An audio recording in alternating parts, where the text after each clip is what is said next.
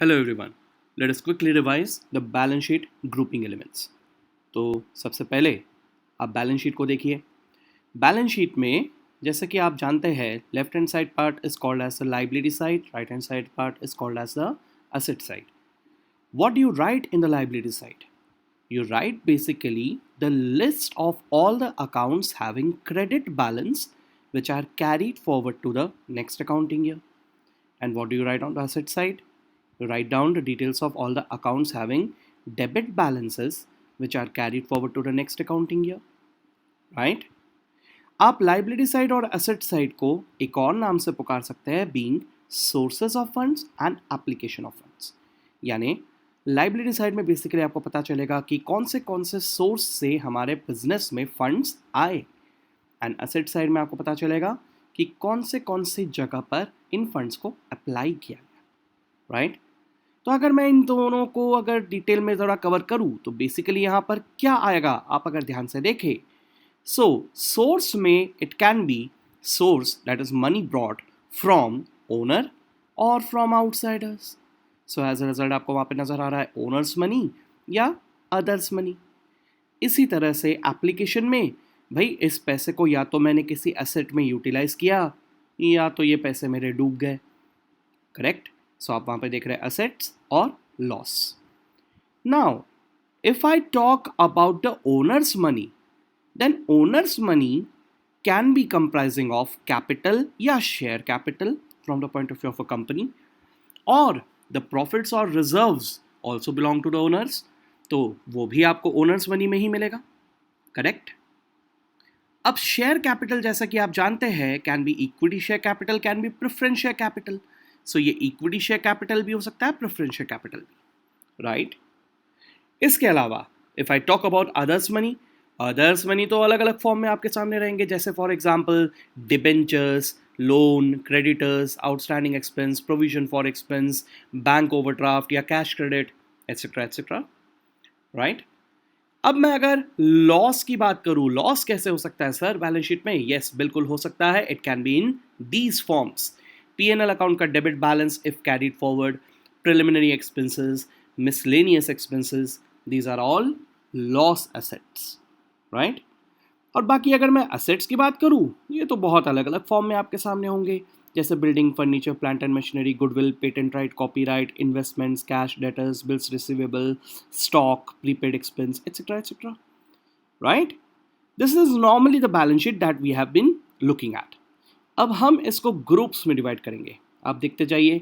सबसे पहले आप ये जो चीज ब्लिंक होते हुए देख रहे हैं, P&L account, preliminary expense and miscellaneous expense, इनको हम कहते हैं as fictitious assets. These are not real assets, these are fake assets, these are loss assets. इन्हीं को हम कहते हैं fictitious assets. These are the assets that are to be recovered from the owners. Right? कौन है owners? Equity share holders. ठीक है? अब एक ग्रुप बताया मैंने फिक्टिशियस एसेट. अब नेक्स्ट देखिए क्या ब्लिंक हो रहा है: equity share capital, profits and reserves and fictitious assets. अगर मैं ये जानना चाहता हूं कि मेरे इक्विटी शेयर होल्डर्स का कितना पैसा मेरे पास है, तो वो इक्विटी शेयर कैपिटल तो है ही, साथ ही साथ प्रॉफिट्स एंड रिजर्व्स भी तो उन्हीं का है, और फिक्टिशियस एसेट्स इन्हीं से तो रिकवर करना है. तो equity share capital plus profits and reserves minus fictitious asset will give me the equity shareholders funds. Alright? अब ये बाकी सब जो दिख रहा है ये सब क्या है? डेप्ट्स. डेप्ट्स का मतलब क्या हुआ? Outsiders money. ऑलराइट? अब डिबेंचर्स एंड लोन्स की अगर बात करें तो these are basically long term debts.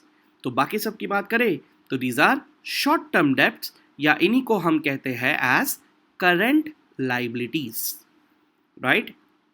अब इसी के साथ साथ अगर मैं building, furniture, plant and machinery, इन तीनों की बात करूं तो these are my tangible fixed assets. और वहीं अगर गुडविल, पेटेंट राइट, कॉपीराइट, इन सब की बात की जाए तो these are intangible fixed assets. Right? अब अगर कैश, डेटर्स और बिल्स रिसीवेबल, अगर आप ध्यान से देखें तो मैंने स्टॉक और प्रीपेड एक्सपेंस छोड़ दिया है. तो स्टॉक और प्रीपेड एक्सपेंस को छोड़ के बाकी सब एसेट्स को हम कहते हैं लिक्विड एसेट्स. और अगर मैं स्टॉक और प्रीपेड एक्सपेंस भी जोड़ दूं इसमें तो ये कहलाता है करंट एसेट्स। ठीक है, अब अगर इक्विटी शेयर होल्डर्स फंड्स में प्रेफरेंस शेयर कैपिटल भी जोड़ दिया जाए, इसे हम कहते हैं share holders funds. Now share holders funds is also known by various other names. Share holders funds is also known as owners funds, proprietors funds, net worth, equity, ये सारे के सारे शेयर होल्डर्स फंड्स होते हैं। ठीक है, now if suppose share holders funds के साथ मैं लॉन्ग टर्म फंड्स को भी जोड़ दूं, लॉन्ग टर्म डेब्ट्स को भी जोड़ दूं, तो ये सब को मिलाने पे मुझे मिल जाता है लॉन्ग टर्म फंड्स। ऑलराइट, अब ये जो करंट लायबिलिटी यहां लिखा हुआ है, if I shift it here, then current assets minus current liabilities, obviously the sign will change, minus sign, current assets minus current liabilities will become working capital। अब ये जो दोनों लिखे हुए हैं, tangible या intangible है तो fixed assets ही, इसलिए इनको मिलाने पे क्या मिलेगा, it will be fixed assets। alright, आप एक ही odd one out वहां पे देख रहे हो, investments। लॉन्ग टर्म फंड्स मैंने फिक्स्ड एसेट्स में लगाए, इन्वेस्टमेंट्स में लगाए, वर्किंग कैपिटल में लगाए, लेकिन investments are not used by us in our business, it is used by someone else. So इस इन्वेस्टमेंट को अगर मैं लॉन्ग टर्म फंड्स में से हटा दूं, यानी लॉन्ग टर्म फंड्स में से इन्वेस्टमेंट माइनस कर दूं, तो the result that I will get will be capital employed. Right, so basically what do you understand? Capital employed is equal to fixed assets plus working capital. Working capital is capital employed minus fixed assets, and fixed assets is capital employed minus working capital. Similarly, if I say that fixed asset is 90% of capital employed, working capital has to be 10% of the capital employed. Alright, I hope this is clear. Balance sheet grouping element सबके दिमाग में अच्छी तरह से जा चुका है। ठीक है, we will be revising further concepts in the next part.